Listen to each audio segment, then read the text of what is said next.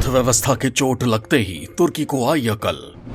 अब भारत से दोस्ती बढ़ाने के फिराक में तुर्की की भारत से करीबी से चिढ़ जाएगा पाकिस्तान। दोस्तों, एक वक्त ऐसा था जब तुर्की और भारत के संबंध काफी अच्छे थे।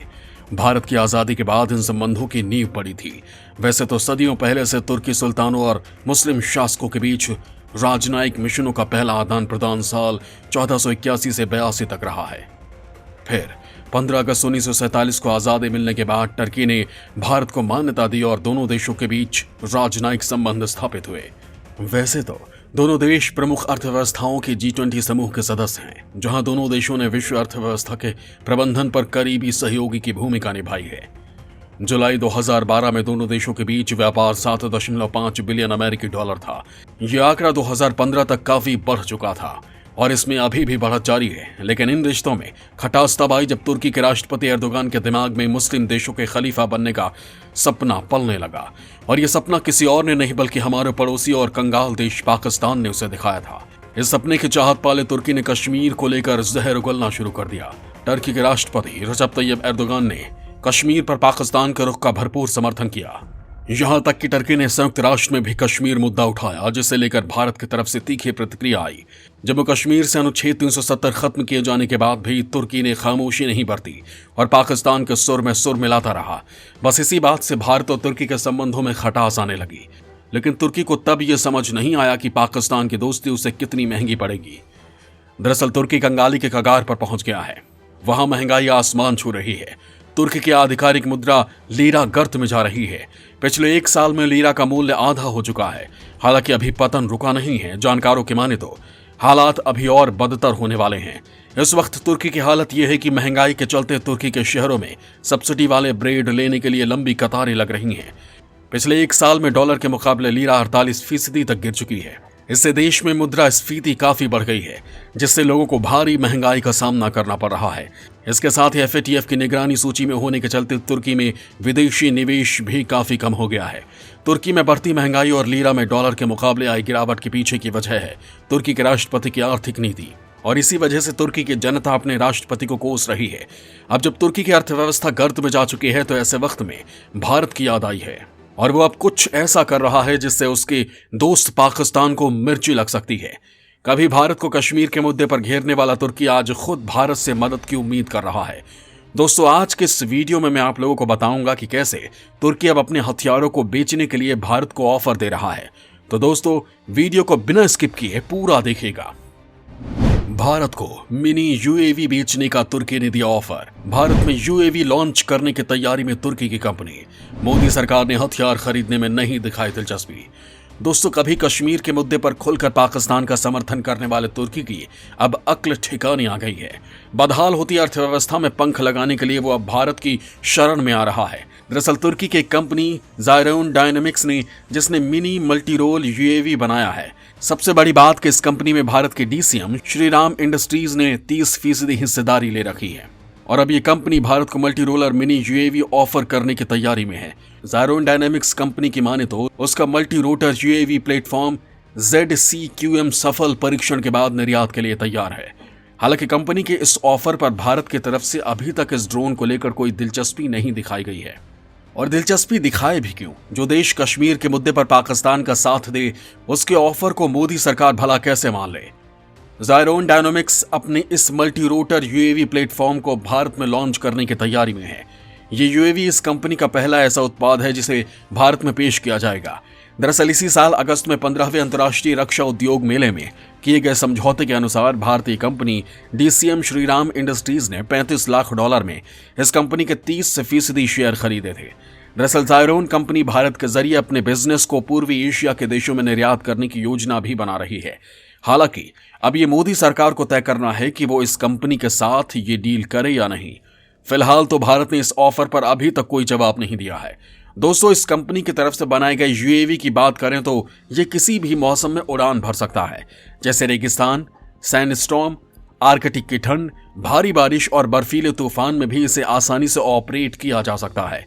इसके अलावा ये यूएवी 1.5 किलोमीटर की ऊंचाई पर 80 मिनट तक उड़ान भर सकता है।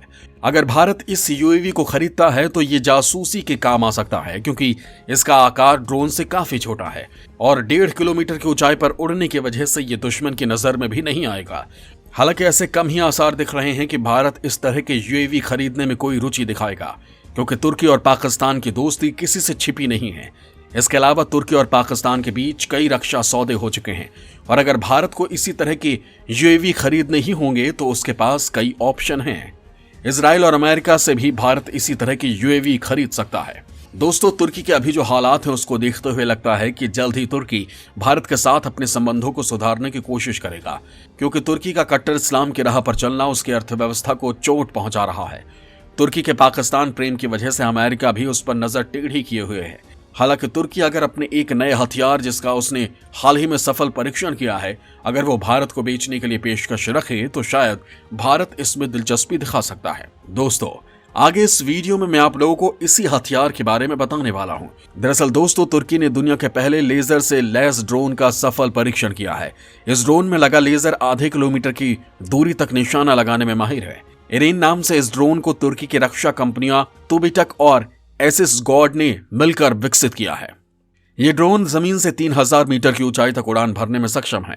दरअसल तुर्की की कंपनी से इस एरन ड्रोन को लेजर हथियारों के इस्तेमाल से एक निश्चित दूरी से बम और गोला बारूद जैसे विस्फोटक सामानों को बर्बाद करने के लिए डिजाइन किया गया है।